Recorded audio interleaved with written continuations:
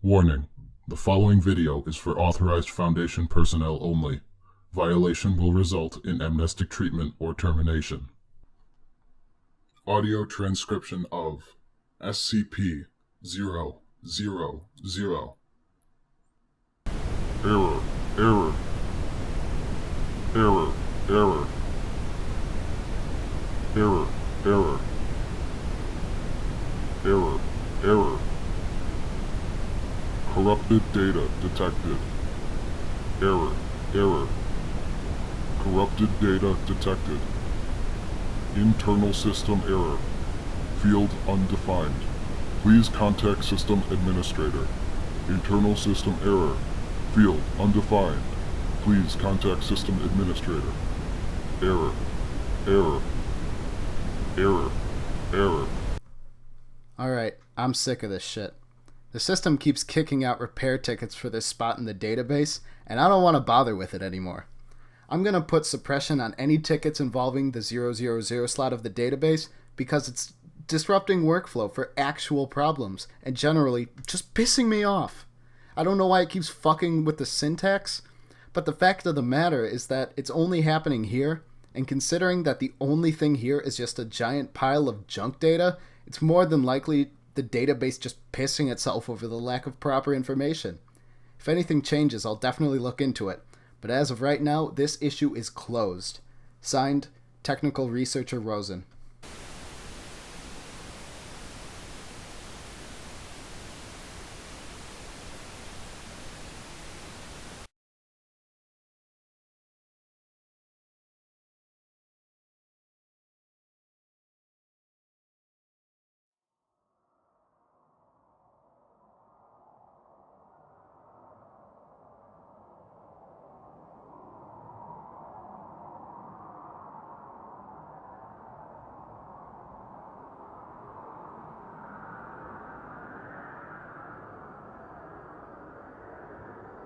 This cage is vast. It has no walls. While I stand still, all I see is a white plane stretching across an equally blank sky. There is no life in this place. I can move for as long as I choose, but should I stop even for a moment, I am snapped back to the spot, forever damned to be tethered to my prison. Despite this, I have wandered far, exploring the purgatory I have known for countless years. In my travels in this wasteland of light, I have seen flashes of things, horrible things that simply should not be.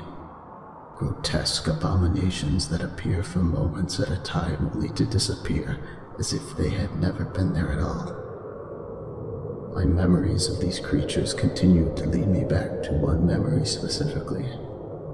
A black, shapeless being, a formless thing that could not have been created by any god in this or any other reality, appeared ahead of me as I walked and stared at me with dead, crimson eyes. As I drew closer to it, in my mind I could feel its hate, its rage, and its fear. Emotions I know well but have never experienced with such intensity as I felt from this entity.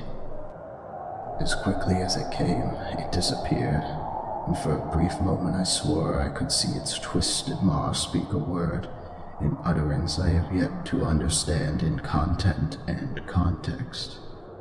Foundation.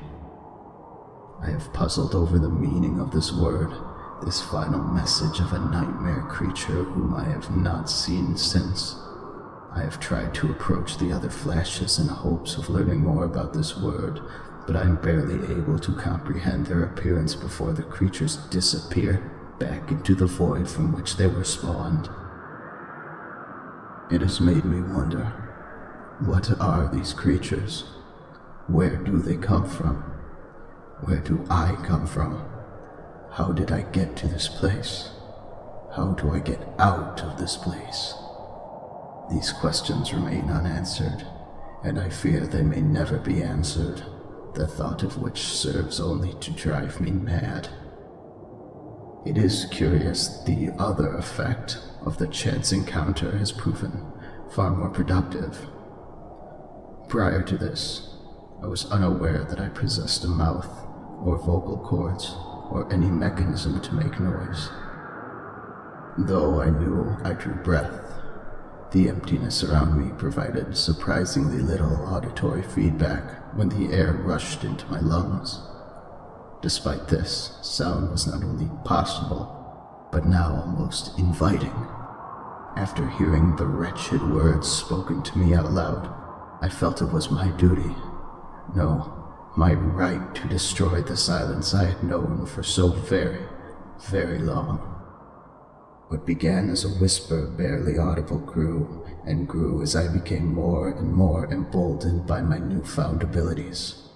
Soon, I was shouting nonsensical words to the skies, laughing in my mind as the silence was broken by me. And even more surprisingly, the world listened. Ripples of energy appeared in the air, controlled solely by the weight and volume of my voice. Should I whisper, they would be soft and light, floating whimsically for a few seconds before disappearing. Should I yell, they would be sharp and heavy, angrily stabbing themselves at the useless oblivion around me. This pleased me greatly, for it gave meaning to the chaos, gave me purpose. I was no captive. I was a god. This was not my prison, but my realm. My words were law, my voice my weapon. Through these powers I would recreate this realm into one of life, one of joy that I controlled, that I would rule justly.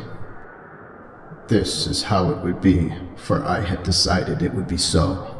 I grinned as I focused all my energies, all my hopes and all my ambitions into one tumultuous, deafening bellow, the roar that would begin my reign as the Lord of the Hollow Nothingness.